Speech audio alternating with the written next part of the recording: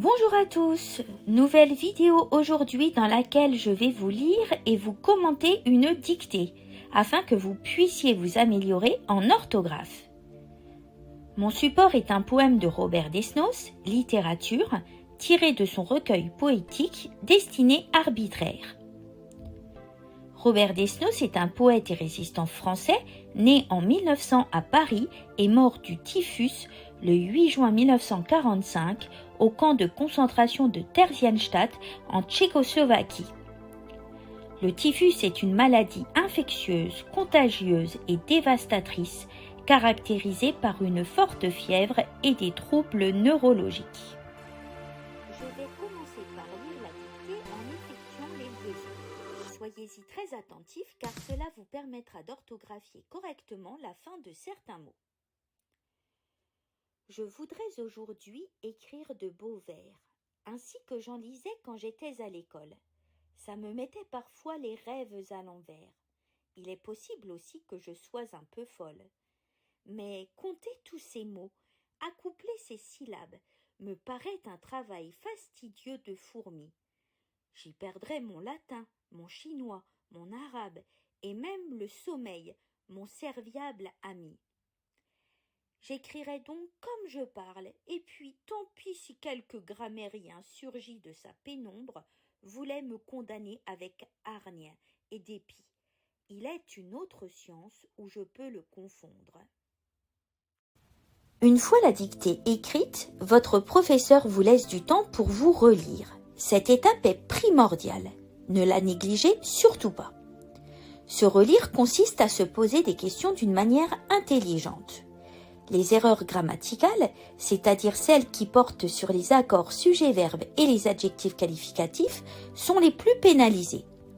Ipso facto, repérer les verbes et les accorder correctement est essentiel. Les verbes de la dictée sont ici en rouge.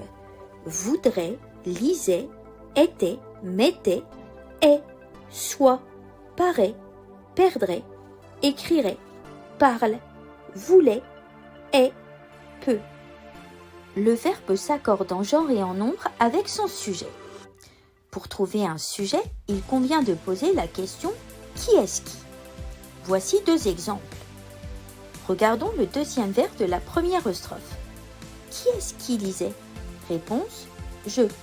C'est pourquoi la terminaison du verbe est AIS. Passons à la deuxième strophe. Quel est le sujet de paraît?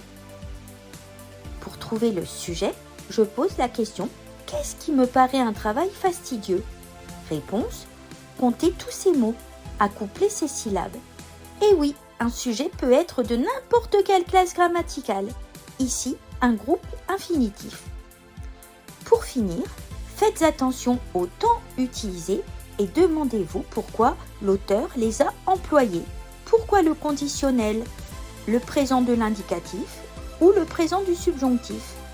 Les terminaisons des verbes conjugués au conditionnel présent et au futur simple de l'indicatif ne sont évidemment pas les mêmes. Ainsi, dans « je voudrais, j'y perdrais », vous constatez que la terminaison de ces deux verbes est en RAIS car il s'agit du conditionnel. Le poète imagine quelque chose de possible. Quant au verbe « j'écrirai », vous constatez que la terminaison diffère. Elle est cette fois-ci en RAI car il s'agit du futur. Le futur est utilisé par le poète pour une action à venir.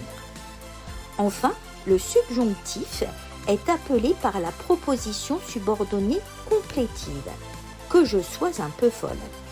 Je vous invite à vous reporter à d'autres de mes vidéos où je détaille la valeur des temps. L'adjectif s'accorde en genre et en nombre avec le mot qu'il qualifie. Beau est au masculin pluriel car il s'accorde avec le mot vert. Fastidieux s'accorde avec un travail et il est au masculin singulier. Il a la même forme au singulier et au pluriel. Serviable s'accorde avec mon ami au masculin singulier. Le participe passé surgi s'accorde avec quelques grammairiens au masculin singulier. Le mot est ici employé au singulier en tant que synonyme de un certain grammairien. Pour finir, autre s'accorde avec science au féminin singulier.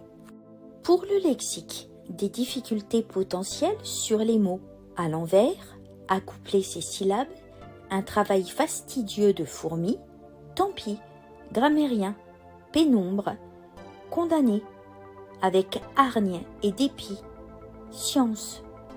Pour les mémoriser, photographiez-les avec votre cerveau, écrivez-les plusieurs fois et n'hésitez pas à les épeler. Attention aux homonymes, mots de prononciation identique et de sens différent, qu'ils soient de même orthographe ou non. Ça, c'est dit A peut se remplacer par cela, alors que ça, SA peut être remplacé par la sienne.